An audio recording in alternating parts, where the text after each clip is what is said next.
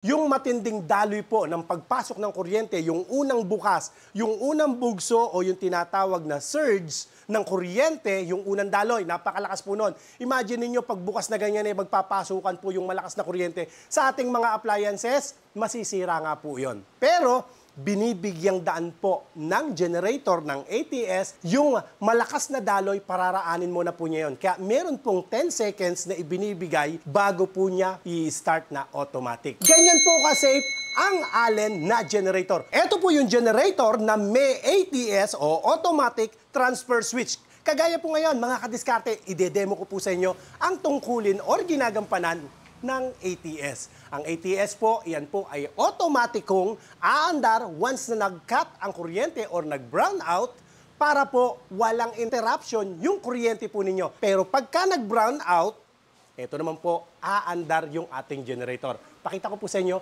ang ibig ko pong sabihin.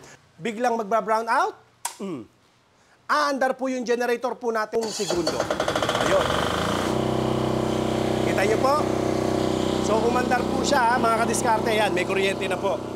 Pero, ang tanong naman natin ngayon, kung sakasakaling biglang magkaroon ng kuryente, papasok ang kuryente, tingnan niyo po ang mangyayari ha, biglang papasok ang Meralco, 1, 2, 3, 4, 5, 6, 7, 8, 9, 10. Andar po yan. Tingnan niyo po, maaaring nagtatanong po yung iba, bakit hindi agad namatay po ang generator nung magkaroon ng kuryente? Yun po ang safety feature po niya. Yung matinding daloy po ng kuryente, natatandaan niyo yung sinasabi po ng mga matatanda, naku, patayin niyo yung TV, patayin niyo yung ilaw, patayin niyo yung rep, masisira yan pagka biglang nagkakuryente. Alam niyo, tama po yun eh.